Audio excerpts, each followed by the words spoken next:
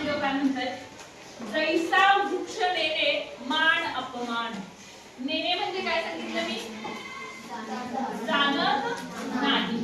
जैसा वृक्ष नेणे मान अपमान. जैसा म्हणजे जसा, वृक्ष म्हणजे झाड, मान म्हणजे सन्मान आदर, आणि अपमान म्हणजे अवमान, ज्याला आपण अपमान असं म्हणतो. त्यानं माझा फार मोठा अपमान केला, सोडणार नाही मी तो. अपमान हा शब्द आपल्याला चांगला वाटतो. जैसा वृक्ष नेणे मान अपमान. ज्या पद्धतीनं वृक्ष म्हणजे झाड मान अपमान मानत नाही, तैसे ते सज्जन वर्ततात. सज्जन म्हणजे सज्जन कोणाला म्हणतात, चांगला माणूस. या ठिकाणी चांगल्या माणसाबद्दल सज्जन हा शब्द वापरला जातो. मात्र बऱ्याच वेळात असताना बोलण्याचा जर उच्चार बदलला तर त्याचा अर्थ बदलतो. गबस किती सज्जन आहेस मला माहित आहे, त्याचा अर्थ काय, तो सज्जन नाही असा आपण अर्थ घेतो. पण सज्जनचा खरा अर्थ काय आहे, चांगली व्यक्ती, संत या अर्थाने तिथे तो शब्द घेतलेला आहे. तैसे ते सज्जन वर्तताती. वर्तताती म्हणजे वागतात. आणखी कोणाला वर्ततात या शब्दाचा आणखी काय अर्थ सांगता येईल, वागतात बरोबर.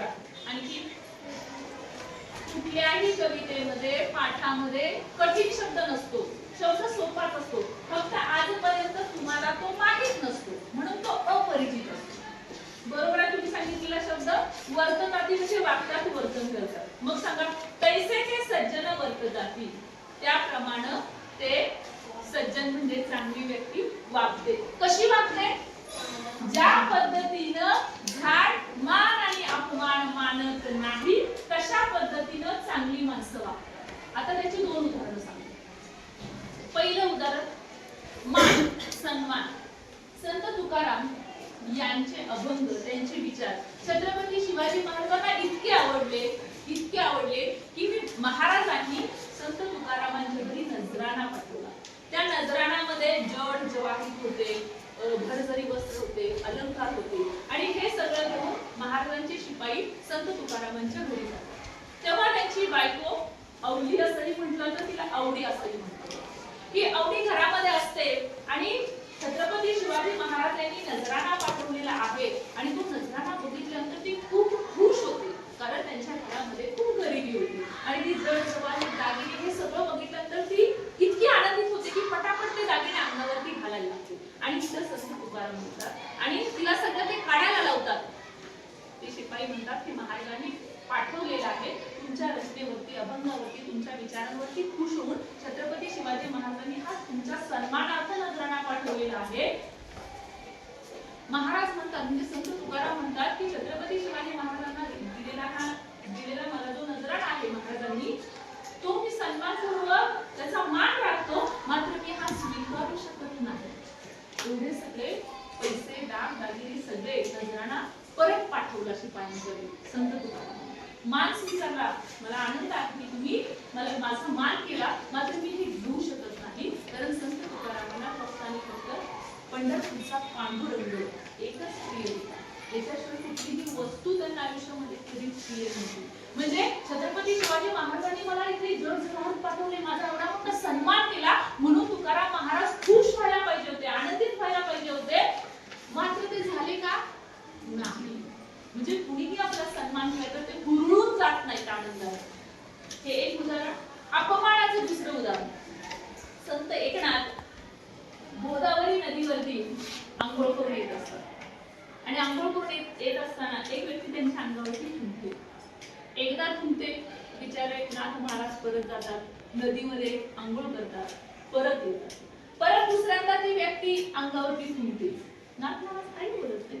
आपल्या अंगावरती कुणी थुंकलं असतं तर आपण काय केलं असतं?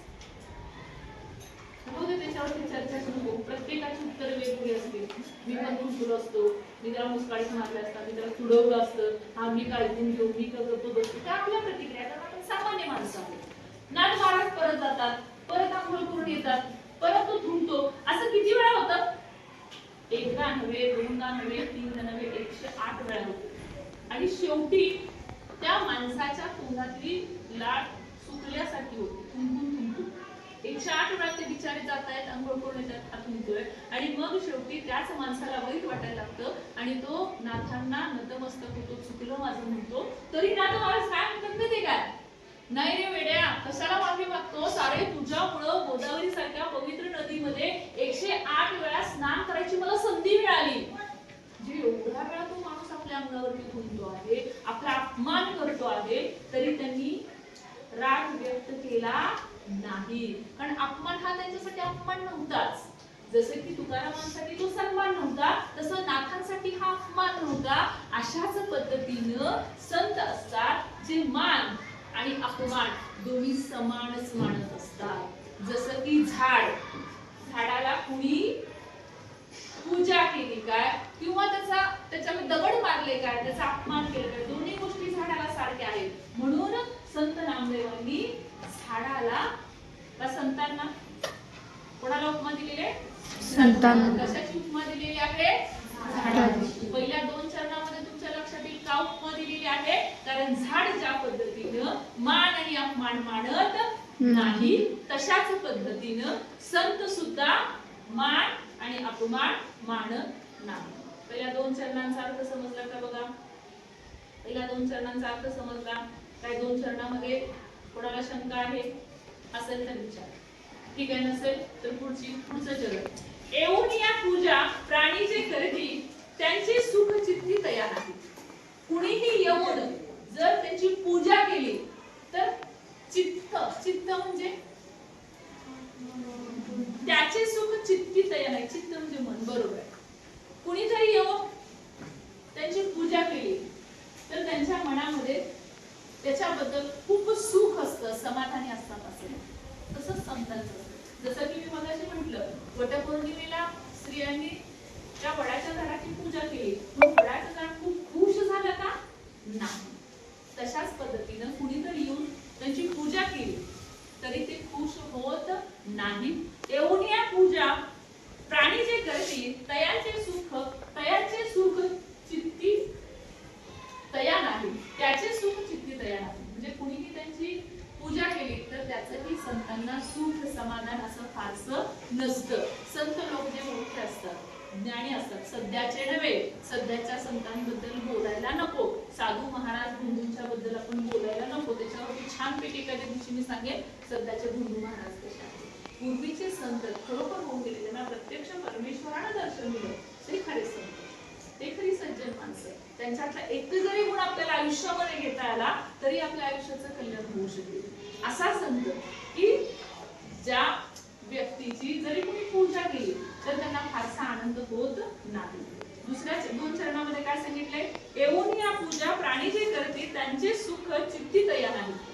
कुणीही येऊन त्यांची जर पूजा केली तर त्याचंही सुख समाधान त्यांना फारसं वाटत नाही, कारण त्यांच्यासाठी ती गोष्ट फारशी महत्वाची नसते. जसे की संतांची कुणी पूजा केली, त्यांना नमस्कार केला तर त्याचंही त्यांना विशेष काही असत नाही.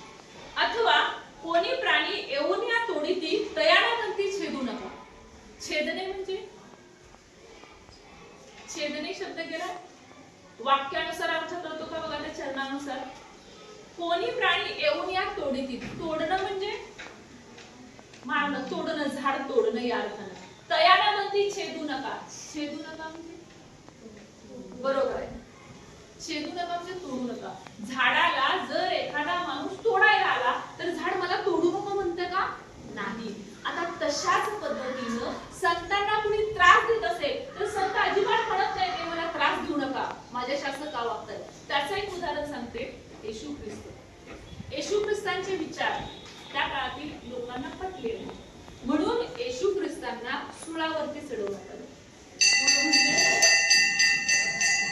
सुळ म्हणजे नाही, सुळावरती चढवणं सुळावरती चढवणं असं क्रॉस असतं बघा ख्रिश्चन लोकांच्या मध्ये.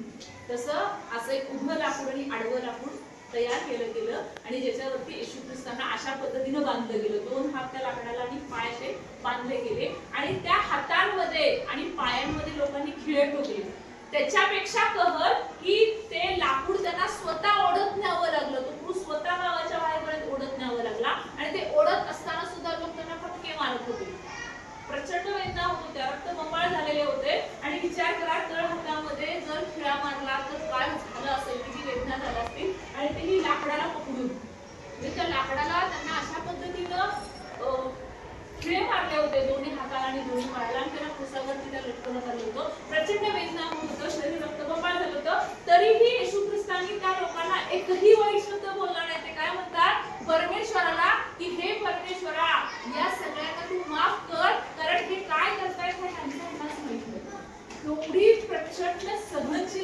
या लोकांकडे किती मोठे विचार असतील. अरे कुणी एखाद्याला आपला धक्का जरी दिला तरी आपण पलटून त्याला मुद्दामून धक्का देतो. त्याचा सहज लागलेला असतो, आपण मुद्दाम धक्का देतो. ही आपली प्रवृत्ती झालेली आहे. कशी लोक असतील ती की ज्यांनी सुळावरती चढवलं, उसावरती उभं केलं, वेळ घातले, त्यांना काय म्हणतात? त्यांच्यासाठी परमेश्वराला म्हणतात, हे परमेश्वरा या सगळ्यांना माफ कर. पण ते काय करतात? तुमचा माहीत नाही. जसं की झाड तोडायला येणाऱ्याला काहीही म्हणत नाही, मला तोडू नका म्हणत नाही, तशाच पद्धतीनं संत लोक सुद्धा मला त्रास देऊ नका असं म्हणत नाही. म्हणून संतांना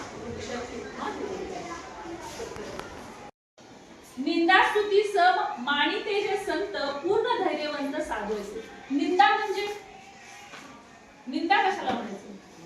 चांगलं बोलणं की वाईट बोलणं? निंदा म्हणजे वाईट बोलणं आणि स्तुती म्हणजे चांगलं बोलणं. निंदा स्तुती सम मानिते जे संत. सम म्हणजे समान. निंदा आणि स्तुती, वाईट बोलणं आणि चांगलं बोलणं दोन्हीही समान मानतात. निंदा म्हणजे वाईट बोलणं. बघा त्या काळामध्ये संत ज्ञानेश्वरांना, त्या काळातील लोकांनी ज्ञानेश्वरांची प्रचंड निंदा नालस्ती केली होती. अगदी की संत ज्ञानेश्वरांचं जगणं त्या काळातील लोकांनी असहाय्य केलेलं होतं, तरीही त्याचा परिणाम संत ज्ञानेश्वरांनी आपल्यावरती होऊ दिलेला नव्हता. ते प्रचंड छळ, संन्यासाची मुलं म्हणून त्यांना ठेवलं जायचं आणि संत ज्ञानेश्वरांचा खूप छळ त्या काळातील लोकांनी केलेला होता. तरीही लोकांनी कितीही निंदा केली तरी संत ज्ञानेश्वरांनी स्वतःच्या मनावरती त्याचा परिणाम होऊ दिलेला नव्हता. त्यांना वाईट वाटायचं नाही असं नाही, पण त्यांनी ते सगळं सहन केलेलं होतं. स्तुती म्हणजे चांगलं बोलणं. संतांची कुणी स्तुती केली, त्यांचं खूप कौतुक केलं, त्यांच्याबद्दल गोडवे गायले, खूप छान छान बोललं, तर दोन्हीही गोष्टी संतांसाठी सारख्याच असतात. कुणी वाईट बोललं म्हणून त्यांना राग येत नाही, किंवा कुणी खूप स्तुती केली, त्यांची कौतुक केलं, त्यांच्याबद्दल चांगले शब्द उच्चारले, तर ते सुखी, आनंदी, समाधानी होतात असं नाही. कारण संत निंदा आणि स्तुती दोन्हीही समान मानत असतात. कारण पूर्ण धैर्यवंत साधू असे. धैर्यवंत शब्दाचा अर्थ हिम्मतवान, प्रचंड धीर असणारे. कारण त्यांच्याकडे प्रचंड हिम्मत असते, सहनशीलता असते, म्हणूनच आपण त्यांना संत म्हणतो. आपली कुणी निंदा केली तर आपल्याला ती सहन होत नाही. समोर केली तर भांडणच होईल, पण आपल्या पाठीमागे जरी कुणी निंदा केली आणि ती जर आपल्या कानावरती आली तरी सुद्धा आपल्याला वाईट वाटतं, अरे आपल्याबद्दल असं म्हणत होते. किंवा आपलं कुणी कौतुक केलं, मग समोर असेल तर पाठीमागे असेल, आपल्याला किती आनंद होतो की नाही? म्हणजे माणसाला कौतुक आवडतं, निंदा आवडत नाही. म्हणून आपण सामान्य माणसं आहोत. जे संत होते त्यांना निंदा आणि स्तुती दोन्हीही या संतांसाठी कसं आहे? समानच आहे. कारण त्यांच्याकडे प्रचंड सहनशीलता होती, प्रचंड हिम्मतवान असतात, ते धैर्यवान असतात. तेवढी सहनशीलता, तेवढे हिम्मतवान आपण नाही, म्हणूनच आपण संत होऊ शकत नाही. मात्र किमान संतांच्यातला एखादा गुण आपल्यामध्ये यावा यासाठी आपण प्रयत्नशील असलंच पाहिजे. एक चांगला माणूस बनण्यासाठी आपण प्रयत्न केला पाहिजे. पुढच्या चरणामध्ये संत नामदेव काय म्हणतात बघा. नामा म्हणे, आता नामा म्हणे म्हणजे ही संतवाणी संत नामदेवांनी लिहिलेली आहे. म्हणून संत नामदेवांच्या कोणत्याही अभंगामध्ये शेवटच्या चरणामध्ये का असेना तरी स्वतःच्या नावाचा उल्लेख केलेला आहे. नामा म्हणे म्हणजे संत नामदेव म्हणतात की त्यांची जरी भेट होय भेटी, नामा म्हणे त्यांची जरी होय भेटी, त्यांची म्हणजे कोणाची? संतांची. संत नामदेव म्हणतात जर तुम्हाला अशा लोकांची भेट झालीच तर जीव शिवा गाठी पडून जाईल. जीव म्हणजे आपण स्वतः, प्राण आपल्यामध्ये असणारा. शिव म्हणजे परब्रह्म. गाठी पडणे म्हणजे एकत्र येणे. पडून जाईल म्हणजे होते. याचा अर्थ काय? जर अशी संत व्यक्ती, अशी सज्जन व्यक्ती, अशी चांगली व्यक्ती जर तुम्हाला भेटली तर प्रत्यक्ष परमेश्वराचं, परब्रह्म भेटण्याचा आनंद आपल्याला होतो. ते परब्रह्म भेटल्यानंतर जेवढं सुख लागतं तेवढं अशी संत व्यक्ती आपल्याला भेटल्यानंतर आपल्याला सुख लागतं. इतकी महती संतांची संत नामदेवांनी या संतवाणीमध्ये सांगितलेली आहे. थोडक्यामध्ये काय आहे, जे आपण प्रस्तावनेमध्ये पहिल्यांदा बघितलं की झाड ज्या पद्धतीनं मान अपमान मानत नाही, झाडाला कुणी तोडायला आलं, झाडाची निंदा केली, झाडाची पूजा केली, हे सगळं झाडासाठी सारखं आहे. आणि झाड देताना सुद्धा गरीब श्रीमंत उच्च नीच कुठलाही आणि कसलाच भेदभाव करत नाही. झाडामध्ये जी जी गुणवैशिष्ट्ये आहेत की झाड फक्त आणि फक्त देतच राहतं, देतच राहतं, देतच राहतं, कुठल्याही अपेक्षेशिवाय. आपण झाडाला काहीच देत नाही, मात्र ते आपल्याला भरभरून देतं. तशाच पद्धतीनं संत सुद्धा या समाजाला नेहमी देतच आलेले आहेत. चांगले विचार, चांगली वाणी, चांगलं वर्तन, जितकं त्यांना देता येईल सेवा, हे संतांनी समाजासाठी केलेलं आहे. लोकांचा उद्धार व्हावा, लोक सुखी व्हावेत, समाधानी राहावेत, समाजामध्ये सुख शांतता नांदावी, यासाठी संतांनी स्वतःचं जीवन वाहून घेतलेलं आहे. इतके संत छान होते की त्यांना प्रत्यक्ष परमेश्वरानं सुद्धा दर्शन दिलेलं आहे. प्रत्यक्ष परमेश्वर त्यांच्या भेटीला यायचे, एवढी प्रचंड भक्ती द्यायची होती. असं वर्तन या संतांचं या वृक्षासारखं होतं. म्हणून मान अपमान जसा वृक्ष जाणत नाही, मान सन्मान जाणत नाही, निंदा स्तुती समान आहे वृक्षासाठी, तसेच संतांसाठी आहे. म्हणून या अभंगामध्ये संत नामदेवांनी संतांना वृक्षाची उपमा दिलेली आहे. ठीक आहे, आणखी काही शंका?